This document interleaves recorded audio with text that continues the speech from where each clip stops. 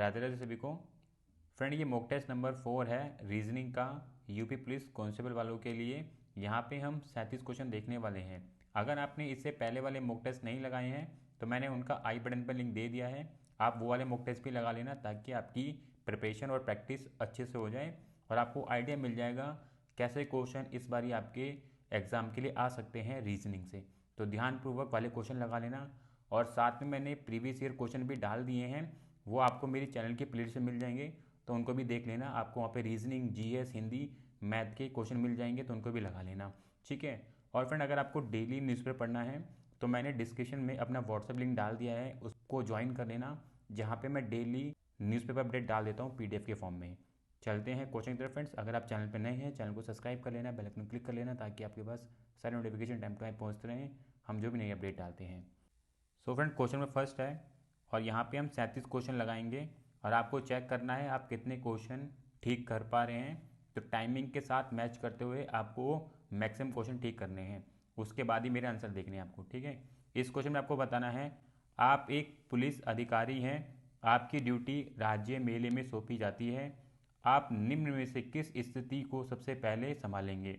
तो यहाँ पे आपको 4 स्थितियाँ दी गई हैं, उनमें से कौन सी वाली स्थिति आपके लिए ज़्यादा इंपॉर्टेंट होगी उसको आपको टिक करना है। तो यहाँ पे जो सबसे ज़्यादा इंपॉर्टेंट स्थिति होगी वो है ऑप्शन फर्स्ट वाली, मुख्य तंबू पवेलियन के बगल एक कचरे के डब्बे में लगी आग, ठीक है। चलते हैं नेक्स्ट क्वेश्चन की तरफ। क्वेश्चन नंबर 2 है और ये क्वेश्चन जो है कूट भाषा से आया हुआ है। यहाँ पे रिजल्ट के लिए ये वाला कूट लिखा गया है, तो आपको बताना है पार्टी के लिए कौन सा कूट बनेगा ऑप्शन में से। देखो कैसे करेंगे वाला क्वेश्चन। यहाँ पे रिजल्ट के लिए कूट लिखा गया है TFUVNU। एक बार सॉल्व कर लेते हैं इसको। आर के लिए कूट लिखा गया है टी। अगर हम देखें आर से टी तक जाने के लिए हम क्या कर सकते हैं, +2 लेटर कर सकते हैं। उसी प्रकार ई के लिए लिखा गया है एफ और ई से एफ तक जाने के लिए हम क्या कर सकते हैं, +1। फिर एस के लिए लिखा गया है यू और यू तक जाने के लिए हम क्या कर सकते हैं, एस में 2 लेटर ऐड। उसी प्रकार यू से वी तक दे रखा है, यू से वी तक जाने के लिए +1, एल से एन तक जाने के लिए +2 और टी से यू तक जाने के लिए +1। तो यहाँ पे आप सीक्वेंस देख सकते हो, +2 +1 का फॉर्मेशन यूज़ किया गया है। तो इसी वाले का यूज़ करके आपको पार्टी में लगाना है और अपना कूट फाइंड आउट करना है। तो अगर हम पी में 2 लेटर ऐड करें, पी छोड़ें और क्यू छोड़ें, तो हमें क्या मिलेगा, आर मिलेगा। उसी प्रकार ए में अगर हम 1 लेटर आगे जाएं तो हमें क्या मिलेगा, बी मिलेगा। ऑप्शन चेक कर लो, आर और बी कहाँ कहाँ दे रखे हैं। ऑप्शन फर्स्ट नहीं होगा, ऑप्शन सेकंड नहीं होगा, ऑप्शन थर्ड नहीं होगा, ऑप्शन फोर्थ वाला इसका राइट आंसर हो जाएगा। तो आपको चेक करते हुए चलना है, ऑप्शन को भी एलिमिनेट करना है ताकि आपका आंसर जल्द से जल्द मिल सके। तो यहाँ पे राइट आंसर क्या बनेगा, क्वेश्चन नंबर सेकंड का फोर्थ वाला। चलते हैं नेक्स्ट क्वेश्चन की तरफ। क्वेश्चन नंबर 3 है और यहाँ पे आपको ऑड वन आउट बताना है, विकल्प में से कौन से वाला ऑड वन आउट है। देखो कैसे करेंगे वाला क्वेश्चन। यहाँ पे हमें रिलेशन दे रखा है ए, ई, एफ और जे में। रिलेशन कैसा बन रहा है, ए से ई तक जाने के लिए हम क्या कर सकते हैं, ए के अंदर अगर हम 4 लेटर ऐड कर दें तो ई पे पहुंच जाएंगे। उसी प्रकार ई में +1 कर देंगे तो हम एफ तक चले जाएंगे। उसी प्रकार +4 करेंगे एफ में तो हम जे तक चले जाएंगे। तो इस सीक्वेंस को हम आगे चेक करेंगे, के ओ पी टी में क्या ये सीक्वेंस फॉलो किया गया है यहाँ पे। तो के से ओ तक जाने के लिए +4 करेंगे तो हम ओ तक पहुँच जाएंगे। ओ से पी तक जाने के लिए +1, ठीक है। और पी से टी तक जाने के लिए +4। तो यहाँ पे भी सीक्वेंस फॉलो किया गया है, कोई प्रॉब्लम नहीं है। आगे चेक कर लेंगे थर्ड वाले ऑप्शन में, U Y Z D. U से वाई तक जाने के लिए +4 करेंगे तो पहुँच जाएंगे वाई पे। उसी प्रकार वाई से जेड तक जाने के लिए +1 होगा और जेड से डी तक जाने के लिए +4 होगा। तो यहाँ पे भी सीक्वेंस फॉलो किया गया है, यानी कि हमारा राइट आंसर क्या होगा, ऑप्शन फोर्थ वाला। आपको चेक करने की जरूरत नहीं पड़ेगी क्योंकि आपको 3 ऑप्शन में राइट सीक्वेंस मिल चुका है, यानी कि फोर्थ वाले के अंदर ही कोई ना कोई प्रॉब्लम होगी, तो वही वाला इसका आंसर बनने वाला है, ठीक है। तो सॉल्व भी मत करना, टाइम बर्बाद मत करना, आंसर टिक कर देना आपको, ठीक है। चलते हैं नेक्स्ट क्वेश्चन की तरफ। क्वेश्चन नंबर 4 है और यहाँ पे आपको संबंध बताना है, जिस प्रकार से 1 और 2 के बीच में संबंध है तो वही संबंध 3 और 4 के बीच में होना चाहिए। देखो कैसे करेंगे वाला क्वेश्चन। यहाँ पे हमें नंबर दे रखा है 45 और 41। अब देखो संबंध क्या बन रहा है, 4 की पावर करें और 5 की पावर करें। 4 की पावर कितनी होती है 16 और 5 की पावर कितनी होती है 25। अगर इन दोनों को हम ऐड कर दें तो कितना होता है 41।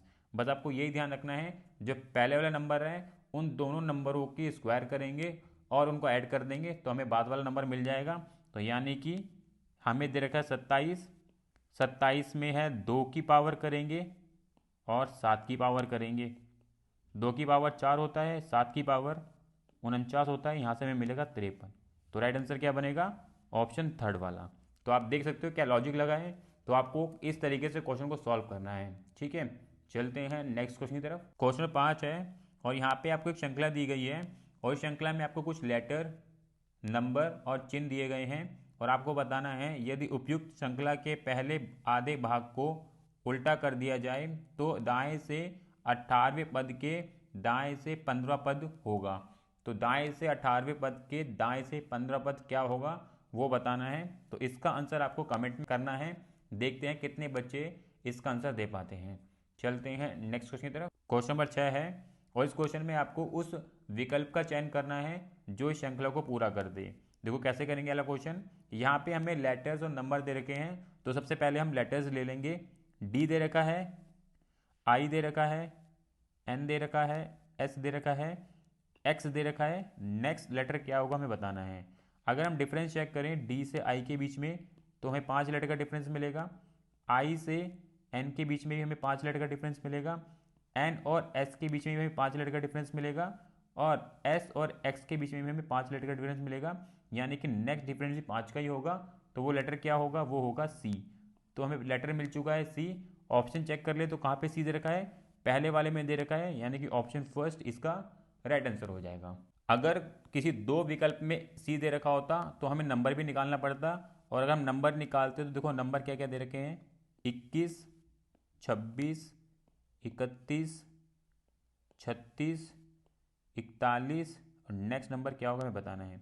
तो यहाँ पे भी अगर आप देखोगे सिंपल से दिख रहा होगा आपको 5-5 नंबर का इंक्रीजमेंट दिख रहा है। 31 से 36 तक जाने के लिए 5 करेंगे, 36 से 41 तक जाने के लिए 5 करेंगे, 41 से नेक्स्ट नंबर लेने के लिए भी हम 5 ऐड करेंगे और वो कितना होगा 46 हो जाएगा। तो इस प्रकार से राइट आंसर आपका फर्स्ट वाला ही बनेगा। तो बहुत ईजी है, बस आपको ध्यानपूर्वक देखना है। चलते हैं नेक्स्ट क्वेश्चन की तरफ। क्वेश्चन नंबर 7 है और इस क्वेश्चन में भी आपको odd one out find out करना है। 3 किसी न किसी प्रकार सही होंगे, एक गलत होगा, वो देख के बताना है। अगर हम यहाँ पे ऑप्शन देखें तो क्या क्या दे रखा है, तमिल केरल दे रखा है, डोगरी जम्मू कश्मीर दे रखा है, बोरी अरुणाचल प्रदेश दे रखा है, कोंकणी गोवा दे रखा है। तो यहाँ पे जो गलत है वो है ऑप्शन फर्स्ट वाला। तमिल जो है वो तमिल में बोली जाने वाली भाषा है, केरल में नहीं। तो इस प्रकार से राइट आंसर क्या होगा, ऑप्शन फर्स्ट वाला। चलते हैं नेक्स्ट क्वेश्चन की तरफ। क्वेश्चन नंबर 8 है और इस क्वेश्चन में आपको अंग्रेजी शब्दकोश के अनुसार दिए गए शब्दों को व्यवस्थित करना है। तो यहाँ पे जो राइट आंसर है इसका वो है ऑप्शन फोर्थ वाला। आप इसको व्यवस्थित कर लेना, कोई टफ क्वेश्चन नहीं है ये वाला। चलते हैं नेक्स्ट क्वेश्चन की तरफ। क्वेश्चन नंबर 9 है और ये क्वेश्चन जो है ब्लड रिलेशन से आया हुआ है। आपको बताना है एक परिवार में 7 सदस्य हैं। डी जो है एफ की माता है, डी जी के पिता की माता है, जी ए और का भाई है, एफ ई का इकलौता पुत्र है, ई सी से किस प्रकार संबंधित है ये आपको बताना है। तो ई जो है दादा के रूप में सी से संबंधित है। ऑप्शन फोर्थ इसका राइट आंसर होगा। क्वेश्चन नंबर 10 है और इस क्वेश्चन में आपको श्रृंखला पूरी करनी है। क्वेश्चन मार्क की जगह पे कौन सा नंबर आएगा आपको बताना है। देखो कैसे करेंगे वाला क्वेश्चन। यहाँ पे मैं नंबर दे रखा है 78, 93, क्वेश्चन मार्क है यहाँ पे 153, 198, 253। अगर हम डिफरेंस चेक करें 78 से 93 के बीच में तो हमें मिलेगा 15 का डिफरेंस यहाँ पे। इसके बाद वाला में पता नहीं है और इसके बाद वाला में पता नहीं है। 193 से 198 के बीच में हमें कितना डिफरेंस मिलेगा, वो मिलेगा हमें 45 का। और 198 से 253 के बीच में हमें कितना डिफरेंस मिलेगा, 55 का। तो अब यहाँ पे देख सकते हो डिफरेंस जो है 10 का ही इंक्रीजमेंट हो रहा है। तो हम कह सकते हैं 15 से आगे बढ़ने के लिए 10 नंबर का इंक्रीजमेंट करना पड़ेगा। 15 में तो हमें कितना मिलेगा, 25 मिल जाएगा। तो 25 मिलेगा तो 93 में अगर हम 25 ऐड कर दें कितना होता है, 118। हम ये बोल सकते हैं। आगे भी चेक कर सकते हो आप, 118 से 153 तक जाने के लिए कितना डिफरेंस दिख रहा है आपको यहाँ पे, यहाँ पे आपको दिखेगा 35 का। तो आप कह सकते हो यहाँ से कि यहाँ पे भी आपको 10 का ही डिफरेंस दिखेगा और इसी प्रकार 10 का आपको आगे दिखेगा। तो 10 का ही डिफरेंस के हिसाब से यहाँ पे सीक्वेंस फॉलो किया गया है। तो इस प्रकार इसका राइट आंसर क्या होगा, 118। ऑप्शन 4 इसका राइट आंसर होगा। चलते हैं नेक्स्ट क्वेश्चन की तरफ। क्वेश्चन नंबर 11 है और ये क्वेश्चन जो है कथन निष्कर्ष से आया हुआ है। यहाँ पे कथन लिखा गया है, आपको कथन को ध्यानपूर्वक पढ़ना है। उसके आधार पर दो निष्कर्ष दिए गए हैं और आपको बताना है कौन से वाला निष्कर्ष ज़्यादा अनुसरण कर रहा है। देखो कथन क्या है, राज्य सरकार के एक सदस्य पर एक पुलिस आयुक्त द्वारा रिश्वत लेने का आरोप लगाया गया था। निष्कर्ष क्या बोल रहा है, निष्कर्ष पहला है राज्य सरकार में भ्रष्टाचार है। ये निष्कर्ष अनुसरण कर सकता है, पर अभी तक कथन के अंदर ऐसा नहीं बोला गया है कि जो आरोप हैं वो सिद्ध हो चुके हैं, तो इसलिए पहले वाला निष्कर्ष अनुसरण नहीं करेगा। ठीक है। दूसरा निष्कर्ष क्या बोल रहा है, पुलिस आयुक्त विपक्ष से है। क्या कथन के अंदर कुछ ऐसा बोला गया है कि पुलिस आयुक्त विपक्ष से है? नहीं। तो इसलिए यहाँ पे जो राइट आंसर बनेगा ऑप्शन 4 वाला, ना तो एक और ना ही दो अनुसरण करेंगे। चलते हैं नेक्स्ट क्वेश्चन की तरफ। क्वेश्चन 12 है और ये क्वेश्चन जो है सिटिंग अरेंजमेंट से आया हुआ है। देखो कैसे करेंगे वाला क्वेश्चन। यदि राम एक वर्गाकार मेज के दाएं कोने पर केंद्र की ओर मुख करके खड़ा है, तो राम कैसे खड़ा है, केंद्र की ओर मुख करके दाएं और वर्गाकार मेज के। तो सबसे पहले हम वर्गाकार मेज बना लेते हैं। ये हमारी वर्गाकार मेज है और ये केंद्र है, और राम कहाँ खड़ा है, केंद्र की ओर मुख करके दाएं साइड वर्गाकार मेज के कोने पर। तो सबसे पहले हम राम को बना लेते हैं किसी साइड भी कोने पे। तो हम इस साइड राम को ले लेते हैं, वो इस साइड खड़ा हुआ है राम केंद्र की ओर मुख करके। आगे क्या बोल रहा है क्वेश्चन, और श्याम राम के तिरछे विपरीत और लक्ष्मण के दाएं ओर खड़ा है। तो श्याम कहाँ खड़ा है, राम के तिरछे विपरीत। तो राम का तिरछा विपरीत कहाँ होगा, राम का तिरछा विपरीत इधर होगा, और श्याम कहाँ पे है, श्याम इस साइड है, यहाँ पे श्याम खड़ा है। और लक्ष्मण के दाएं साइड खड़ा है। तो हमें लक्ष्मण की अभी पोजीशन क्लियर नहीं है, तो हम आगे पढ़ेंगे क्वेश्चन को। और लक्ष्मण बाहर की ओर मुंह करके मेज के बाएं कोने पे खड़ा है। तो लक्ष्मण कहाँ खड़ा है, बाहर की ओर मुंह करके बाएं कोने पे खड़ा है मेज के, यानी कि लक्ष्मण की पोजीशन कहाँ पे होने वाली है, लक्ष्मण की पोजीशन यहाँ पे होगी। अगर ये बाएं साइड मुंह करके खड़ा होगा तो श्याम जो है इसके दाएं साइड आ जाएगा, यानी कि लक्ष्मण की पोजीशन हमें मिल चुकी है, लक्ष्मण इधर आने वाला है। ठीक है। और आगे क्या बोल रहा है क्वेश्चन, और मोहन के विपरीत तिरछे खड़ा है, यानी कि मोहन के विपरीत तिरछे खड़ा है। मोहन कहाँ पे होगा, मोहन होगा कुछ इस साइड, यहाँ पे आएगा मोहन। तो ये हमारा डायग्राम बनेगा। आखिरी में क्या बोल रहा है, तो राम के दाएं साइड कौन खड़ा है, राम अंदर की साइड देख रहा है और राम का दाएं साइड है, तो यहाँ पे कौन है, मोहन। राइट आंसर क्या होगा, ऑप्शन सेकंड वाला। तो आपको ध्यानपूर्वक सीटिंग अरेंजमेंट को बनाना है। ठीक है। चलते हैं नेक्स्ट क्वेश्चन की तरफ। क्वेश्चन नंबर 13 है और इस क्वेश्चन में भी आपको ऑड वन आउट बताना है विकल्प में। तो देखो कैसे निकालेंगे ऑड वन आउट। यहाँ पे हमें लेटर दे रखा है पी और के। अगर हम बात करें पी की, तो पी कितने पे आता है, पी आता है 16 पे, और के कितने पे आता है, 11 पे। अगर हम इनका डिफरेंस लें तो हमें कितना मिलेगा, हमें मिलेगा 5। तो उन्होंने वही ले रखा है, पी के 5 यहाँ पे दिख रहा है। आगे चेक करेंगे क्या यही सीक्वेंस फॉलो किया गया आगे। तो हमें दे रखा है एक्स और दे रखा है एस। एक्स कितने पे आता है, एक्स आता है 24 पे और एस आता है 19 पे। तो 24 में से 19 निकालेंगे तो हमें कितना मिलेगा, हमें मिलेगा 5। यहाँ पे भी, ये भी यहाँ पे सही फॉलो किया गया है। ठीक है। आगे चेक कर लेंगे सीक्वेंस को। टी और हमें एच दे रखा है। टी कितने पे आता है, 20 पे आता है, और एच कितने पे आता है, 8 पे आता है। अगर हम इनका डिफरेंस ले, ये कितना होता है, ये होता है 12। ये भी ठीक लिया गया है, यानी कि यहाँ पे राइट आंसर क्या होगा, ऑप्शन 4 वाला। इसी में गलती है। गलती क्यों है, आर कितने पे आता है, आर आता है 18 पे, और जे कितने पे आता है 10 पे। तो यहाँ पे डिफरेंस कितना आ रहा था, 8। इन्होंने कितने लिखा है नो, इसलिए यहाँ पे ये राइट आंसर बनेगा। ठीक है। चलते हैं नेक्स्ट क्वेश्चन की तरफ। क्वेश्चन नंबर 14 है और इस क्वेश्चन में आपको क्रम व्यवस्थित करना है। यहाँ पे आपको 5 शब्द दिए गए हैं, उनको तार्किक और सार्थक क्रम में व्यवस्थित करके देना है।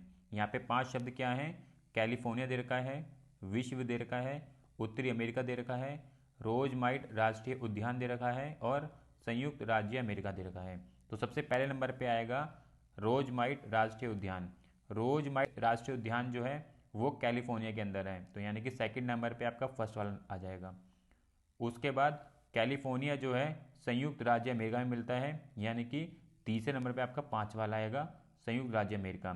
संयुक्त राज्य अमेरिका कहाँ मिलेगा आपको, उत्तरी अमेरिका कॉन्टिनेंट में मिलेगा, यानी कि 4th नंबर पे तीसरे वाला आएगा। और उत्तरी अमेरिका कहाँ मिलेगा आपको? विश्व में मिलेगा, यानी कि 5वें नंबर पे दूसरे वाला आएगा। तो इस प्रकार से आपका क्रम बैठेगा 4 1 5 3 2। इसका राइट आंसर क्या होगा? ऑप्शन सेकंड इसका राइट आंसर होगा। ठीक है, चलते हैं नेक्स्ट क्वेश्चन की तरफ। क्वेश्चन 15 है और ये क्वेश्चन जो है घन से आया हुआ है। यहाँ पे आपको एक खुला घन दे रखा है और आपको बताना है ऑप्शन में से कौन से वाला घन बनाया जा सकता है खुले हुए घन से। तो सबसे पहले आपको एक चीज़ ध्यान रखनी है, अपोजिट नंबर। देखो 6 का अपोजिट नंबर होगा 2, 6 का अपोजिट नंबर होगा 2, 3 का अपोजिट नंबर होगा 5 और 1 का अपोजिट नंबर होगा 4। जो ये अपोजिट नंबर है ना, ये कभी भी सामने वाले फलक पे नहीं आएंगे, यानी कि 6 आएगा तो 2 नहीं दिखेगा, ये आपको ध्यान रखना है। अगर 3 आएगा तो 5 नहीं दिखेगा उस वाले क्यूब के अंदर। अगर 1 आ रहा है तो 4 नहीं दिखेगा उस वाले क्यूब पे। तो अगर आप पहले वाला ऑप्शन देखोगे, यहाँ पे 3 दे रखा है, 5 दे रखा है, 4 दे रखा है और हमें पता है 3 का विपरीत नंबर 5 है, यानी कि पहले वाला नहीं होगा क्योंकि ये हमें सामने दिखा रखा है, जबकि ये इसके सामने नहीं आएगा, ये इसके विपरीत आएगा। ठीक है, वहीं पे अगर आप देखोगे सेकंड वाला ऑप्शन, यहाँ पे आपको 1 दे रखा है, 2 दे रखा है, 6 दे रखा है और मैंने बताया ना कि 6 का विपरीत 2 है और 2 सामने वाले फ्लैग पे नहीं आ सकता है, वो उसके विपरीत आएगा। तो यहाँ पे जो राइट आंसर बनेगा वो बनेगा ऑप्शन फोर्थ वाला। ठीक है, चलते हैं नेक्स्ट क्वेश्चन की तरफ। क्वेश्चन नंबर 16 है और ये क्वेश्चन भी डाइस से आया हुआ है और आपको बताना है 7 के विपरीत कौन सा नंबर आएगा वो बताना है। तो यहाँ पे हमें 3 डाइस दे रखे हैं और 3 डाइस में से 2 के अंदर हमें 7 दे रखे हैं।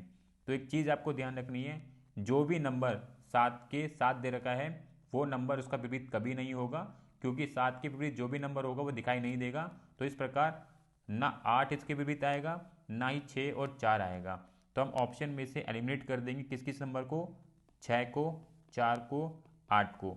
तो राइट आंसर क्या बनेगा? ऑप्शन थर्ड वाला। ठीक है, बहुत ईजी होता है, बस आपको ध्यानपूर्वक करना है। चलते हैं नेक्स्ट क्वेश्चन की तरफ। क्वेश्चन नंबर 7 है और यहाँ पे आपको आकृति श्रृंखला पूरी करनी है ऑप्शन में से। तो यहाँ पे जो राइट आकृति आएगी वो है ऑप्शन फोर्थ वाली।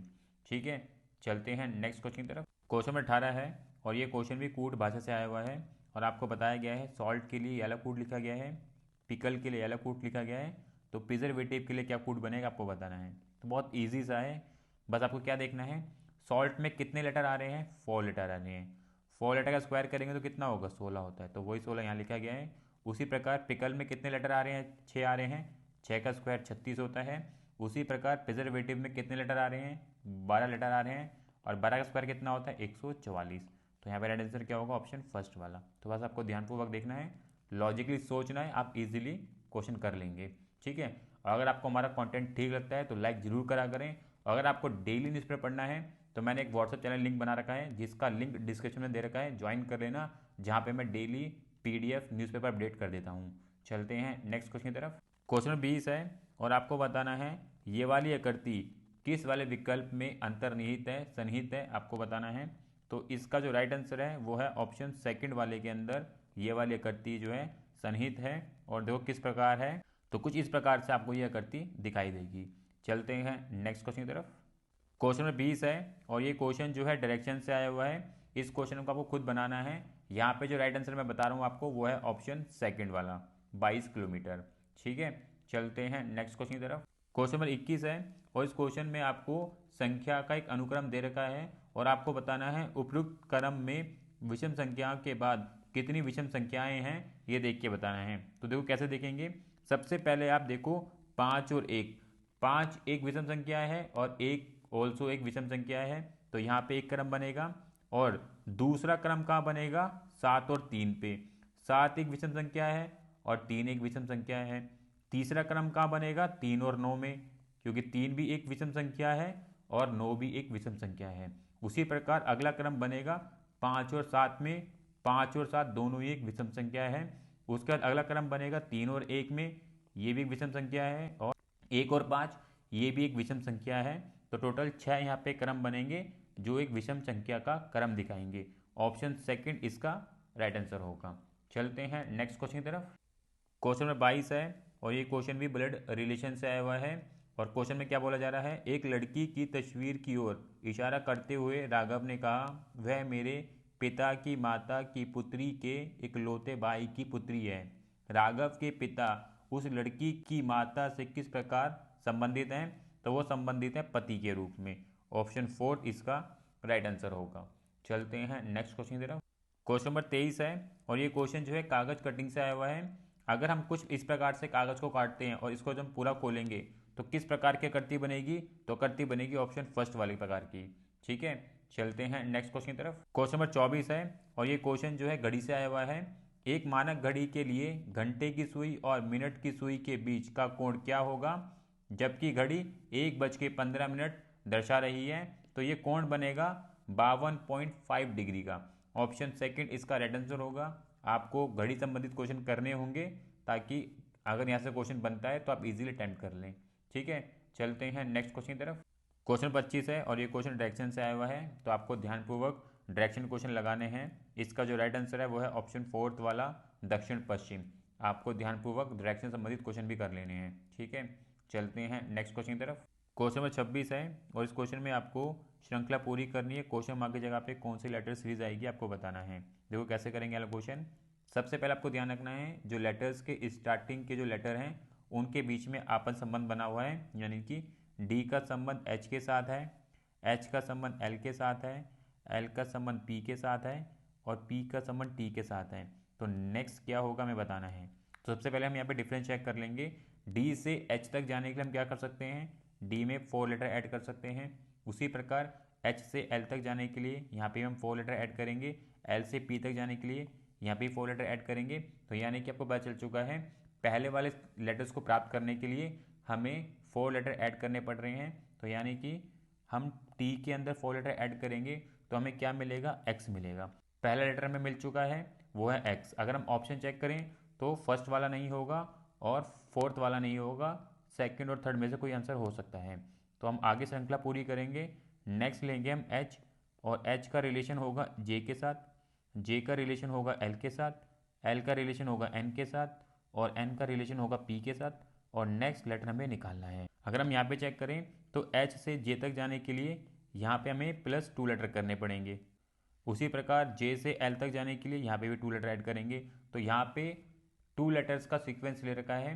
तो यानी कि हम आगे सीधे चेक कर लेंगे पी में। अगर हम पी में 2 लेटर ऐड कर दें तो नेक्स्ट लेटर में क्या मिलेगा, आर। नेक्स्ट लेटर में आर मिलेगा।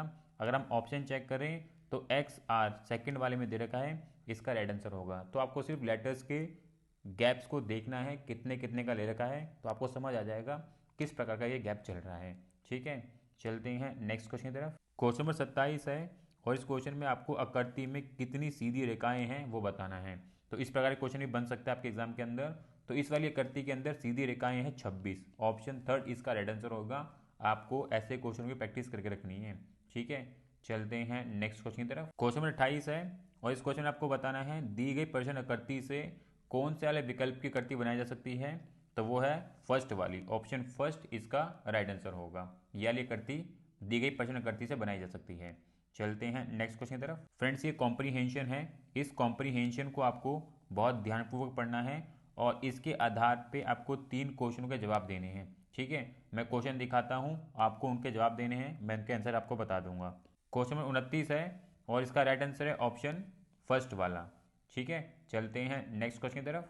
क्वेश्चन नंबर 30 है और इसका राइट आंसर है ऑप्शन थर्ड वाला। ठीक है, चलते हैं नेक्स्ट क्वेश्चन की तरफ। क्वेश्चन नंबर 31 है और इसका राइट आंसर है ऑप्शन सेकंड वाला। ठीक है, तो आपको ध्यानपूर्वक कॉम्प्रीहेंशन पढ़ना है, उसी के आधार पे इनके आंसर देने हैं। चलते हैं नेक्स्ट क्वेश्चन की तरफ। क्वेश्चन नंबर 32 है और ये क्वेश्चन जो है कथन निष्कर्ष से आया हुआ है। आपको ध्यानपूर्वक कथन को पढ़ना है और उसके आधार पर आपसे 4 निष्कर्ष पूछे गए हैं। उनमें से कौन से वाला निष्कर्ष ज़्यादा अनुसरण करता है कथन के साथ, आपको बताना है। तो इस क्वेश्चन का जवाब आपको कमेंट में करना है, देखते हैं कितने बच्चा कर पाते हैं। चलते हैं नेक्स्ट क्वेश्चन की तरफ। क्वेश्चन नंबर 33 है और ये क्वेश्चन जो है कैलेंडर से आया हुआ है और आपको बताना है 16 अप्रैल 2020 गुरुवार को अमित का जन्मदिन था। 2 जून 2020 को उसकी पत्नी का जन्मदिन किस दिन था। तो उसकी पत्नी का जन्मदिन था मंगलवार को। ऑप्शन सेकंड इसका राइट आंसर होगा। तो कैलेंडर क्वेश्चन कर लेना, वहाँ से भी क्वेश्चन बनने वाले हैं आपके एग्जाम के लिए। चलते हैं नेक्स्ट क्वेश्चन की तरफ। क्वेश्चन नंबर 34 है और ये क्वेश्चन जो है वैन एरिक से आया हुआ है और यहाँ पे आपको 4 प्रकार की आकृति दी गई है और बोला जा रहा है एल आकार मोबाइल का प्रतिनिधित्व करता है। जो ये एल आकार है ये मोबाइल का प्रतिनिधित्व कर रहा है, वहीं पे षटभुज गोरिल्ला ग्लास का प्रतिनिधित्व करता है। आगे बोल रहा है वृत्त जो है अमोलेड डिस्प्ले का प्रतिनिधित्व करता है। और आगे बोल रहा है त्रिभुज कैमरे का प्रतिनिधित्व करता है। त्रिभुज जो है कैमरे का प्रतिनिधित्व करता है। तो आपको बताना है निम्नलिखित में से कौन सी संख्या केवल गोरिल्ला ग्लास और अमोलेड डिस्प्ले वाले मोबाइल का प्रतिनिधित्व करता है। मतलब कि आपको 3 फिगर लेनी है, कौन कौन सी, जो गोरिल्ला ग्लास को दिखा रही हो और जो अमोलेड डिस्प्ले को दिखा रही हो और मोबाइल वाले को। जो कैमरे को दिखा रही हो वो वाला फिगर नहीं लेनी है, यानी कि त्रिभुज आपको नहीं लेना है। त्रिभुज में हमें क्या बता रखा है, कैमरा, यानी कैमरा हमें नहीं लेना है। यानी कि इस फिगर में जो भी संख्या वो नहीं लेनी है, आपको वो संख्या लेनी है जो तीनों के अंदर आ रही हो। और वो संख्या कौन सी है, वो है केवल 3। 3 जो है वो तीनों ही फिगर में आ रहा है, इसलिए इसका राइट आंसर ऑप्शन थर्ड वाला होगा। ठीक है, ध्यानपूर्वक ऐसे क्वेश्चन को करना है आपको।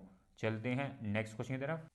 क्वेश्चन नंबर 35 है और ये क्वेश्चन कूट भाषा से आया हुआ है। और यहाँ पे कंज्यूम के लिए कूट ये लिखा गया है, कंपेल के लिए कूट ये लिखा गया है। तो आपको बताना है इंग्लिश के लिए क्या कूट बनेगा, वो आपको फाइंड आउट करना है। देखो कंज्यूम के लिए जो कूट लिखा गया है वो कूट कैसे बना है, जो कंज्यूम के लेटर है ना उसको अरेंज कर दिया गया है इंग्लिश अल्फ़ाबेट के अकॉर्डिंग। अगर आप देखोगे CONSUME ये कंज्यूम है। इसके जो लेटर्स, जो इसका कोड है ना CEMNOSU,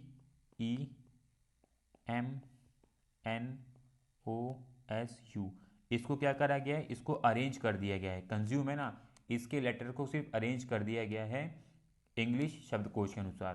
पहले C आता है, फिर E आता है, M आता है, फिर N आता है, O आता है, S आता है, U आता है। इसको अरेंज करके लिख दिया गया है। बस आपको इंग्लिश को भी अरेंज करना है।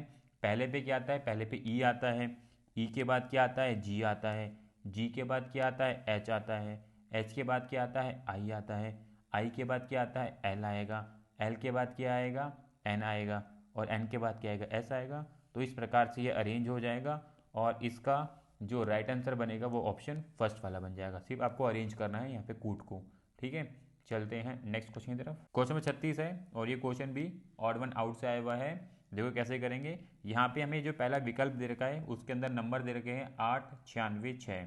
देखो 8, 96, 6 के बीच में क्या संबंध बन रहा है, अगर मैं 8 और 6 को मल्टीप्लाई करूँ तो कितना होता है, 48 होता है। ठीक है, एक कॉमन नंबर लेके आऊँ 2, इस 2 को मैं मल्टीप्लाई कर दूं 48 से तो कितना होगा, 96। तो हमें क्या मिल जाएगा, बीच वाला नंबर मिल जाएगा। यानी कि पहला नंबर मल्टीप्लाई तीसरे नंबर, तो उससे हमें दूसरा नंबर प्राप्त हो जाएगा अगर मैं उसमें कॉमन नंबर 2 का मल्टीप्लाई कर दूं। इसी सीक्वेंस को हम आगे चेक करेंगे ऑप्शन सेकंड के अंदर। पहला नंबर मल्टीप्लाई तीसरा नंबर कितना होता है, 12। इसमें अगर मैं कॉमन नंबर मल्टीप्लाई कर दूं 2 का तो कितना मिल जाएगा मुझे, 24। यानी कि ये भी सीक्वेंस सही बैठ रहा है। तीसरा वाला चेक कर लेंगे, 9 दे रखा है पहला नंबर और तीसरा नंबर दे रखा है 6। इनका मल्टीप्लाई करूं तो कितना मिलता है, 54। इस 54 को अगर मैं 2 से मल्टीप्लाई करूं तो कितना मिलना चाहिए था, 108। पर दे कितना रखा है इन्होंने, 27। तो इसलिए यहाँ पे राइट आंसर क्या होगा, ऑप्शन थर्ड वाला। ठीक है, तो इस प्रकार आपको अलग क्वेश्चन करना था। चलते हैं नेक्स्ट क्वेश्चन की तरफ। क्वेश्चन नंबर 37 है और ये क्वेश्चन जो है कूट भाषा से आया हुआ है। यहाँ पे भाषा लिखी गई है राजन कुमार झा, इसके लिए याला कूट यूज़ किया गया है। अंजना ओम कश्यप के लिए याला कूट यूज़ किया गया है। ओम एंड राजन के लिए याला कूट यूज़ किया गया है। तो आपको बताना है कूट जो बैट है वो किसके लिए यूज़ किया गया है, शब्द के लिए, वो आपको बताना है। अगर मैं आपको दिखाऊं जो कूट बैट है वो थर्ड वाली लाइन में यहाँ पे यूज़ किया गया है और फर्स्ट वाली लाइन में यहाँ पे यूज़ किया गया है। और यहाँ पे जो कॉमन नाम है वो है राजन का। तो यानी कि बैट जो है राजन के लिए यूज़ किया गया है। ऑप्शन 4 इसका राइट आंसर होगा। ठीक है फ्रेंड्स, तो हमने यहाँ पे मॉक टेस्ट 4 के 37 क्वेश्चन कर लिए हैं। आपको चेक करना है आपने कितने क्वेश्चन ठीक किए हैं। अगर आप यहाँ पे 28 से 30 इस बीच में स्कोर कर रहे हैं तो ठीक कर रहे हैं, इंप्रूव करते रहें। 32, 33 तक आराम से चले जाएंगे। नहीं तो आप अच्छा स्कोर कर रहे हैं। अगर आप 25 के आसपास स्कोर कर रहे हैं तो आप इंप्रूव कर सकते हैं, इसको 30, 31, 32 तक लेके जा सकते हैं। तो प्रैक्टिस करते रहें, इजीली आप 31, 32 स्कोर कर लेंगे रीजनिंग के अंदर। तो प्रैक्टिस करते रहें। तो अभी हम और भी टेस्ट लेके आते रहेंगे। तो इसलिए चैनल से जुड़े रहना, चैनल को सब्सक्राइब कर लेना, बेल आइकन को क्लिक कर लेना ताकि आपके पास सारे नोटिफिकेशन पहुँचते रहें। और अगर आपको डेली न्यूज़पेपर पढ़ने हैं तो मैंने अपना व्हाट्सअप चैनल बना रखा है जिसका लिंक डिस्क्रिप्शन में है, ज्वाइन कर लेना, जहाँ पे आपको डेली PDF मिल जाएगा। साथ में मैं मॉक टेस्ट रीजनिंग के भी डाल रहा हूँ, हिंदी के भी डाल दिए हैं, GS के भी डाल दिए हैं, उनको भी देख लेना ताकि आपकी प्रैक्टिस बेहतर होती रहे। तो मिलेंगे नेक्स्ट वीडियो में। राधे राधे।